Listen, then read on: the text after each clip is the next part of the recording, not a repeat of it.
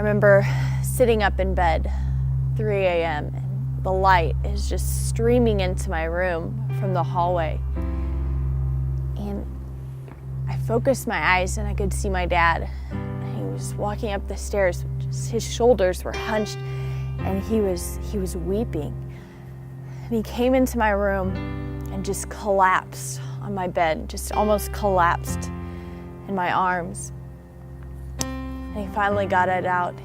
He said, "JoAnna," said, "John said, your brother died in a car accident last night." And there's no words for that moment. It's as if time stood still.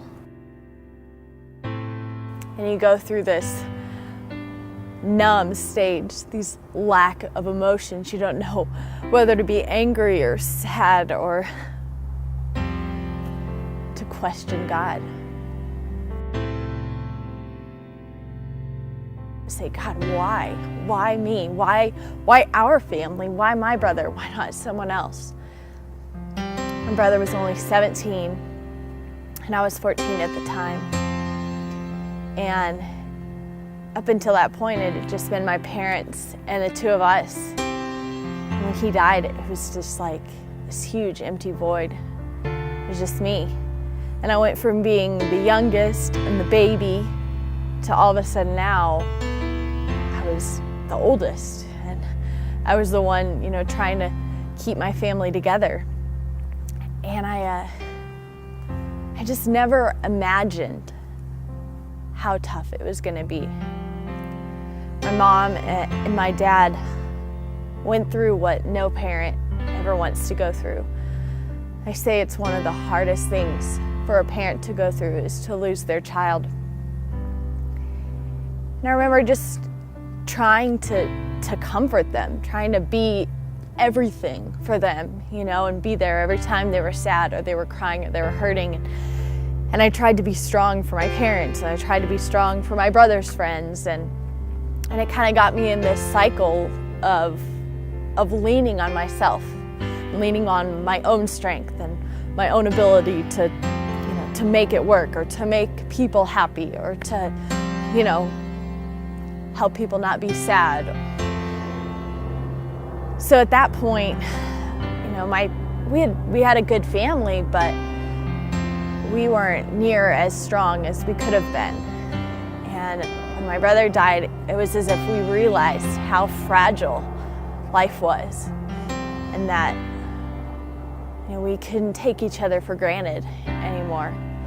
And my parents just were there. They started coming to everything I was doing, and so I just started to get involved in all sorts of activities at school, and I played every sport, and I did music, and I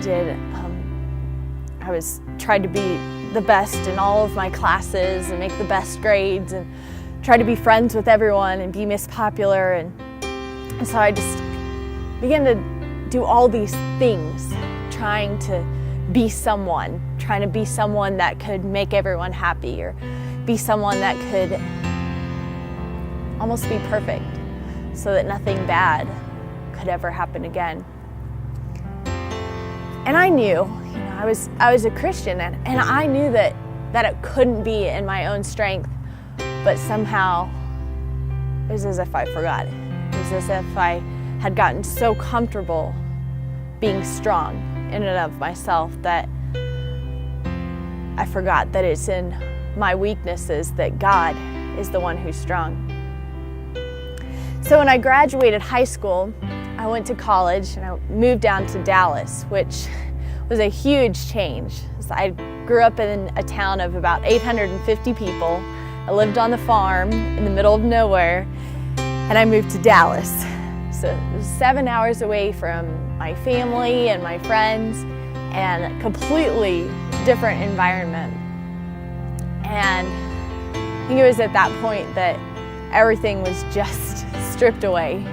I didn't have the friends, nobody cared that I was homecoming queen of Podunk Town, and I wasn't in an Ivy League school, so no one cared that I could make good grades, or I moved, so I didn't have the same church family or support system. And so I think it was the best thing for me. God just stripped all those things that I'd begun to put into my life to make an identity for myself. And one by one, he just took them out until it was just me and him. I had nothing else. And I remember every day, just coming home from school, coming home from classes, and just laying down on the floor, just kneeling and saying, God, I'm yours. I've tried to do things on my own, and I've tried to make my identity for myself. But God, I'm nothing without you. And he just came in and became more to me than just the God that I sang to on Sundays or the God that I always claimed to serve. It became more than just my name, Christian.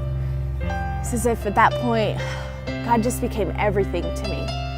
My best friend and my Savior and my comforter.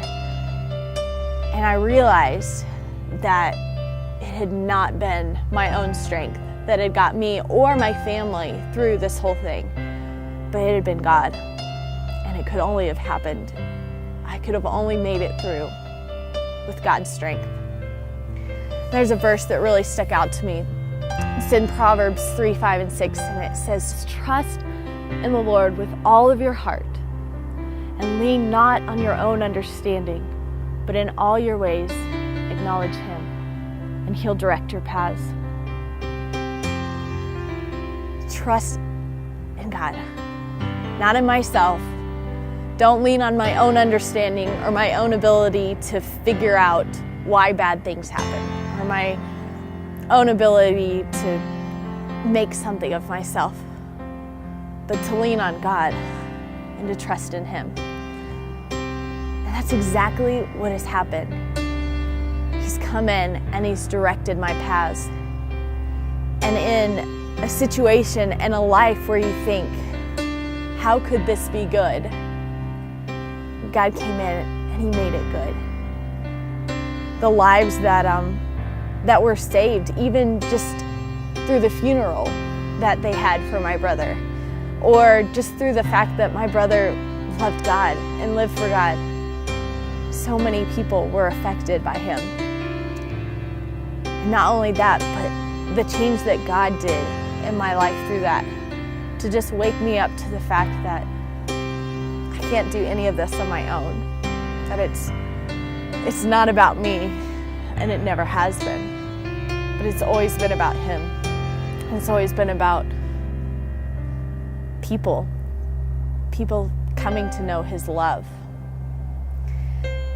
And that plan that he had for me is better than any plan I could have ever imagined. He's blessed me with an incredible husband and a family who loves me. And I'm now teaching. So I get to see teenagers who are going through maybe even the same things that I went through when I was their age. And I may not be at that stage of my life anymore, but I can say, hey, I know what you're going through, and God has a better plan. God can take this situation and he can turn it around for good. Life is fragile.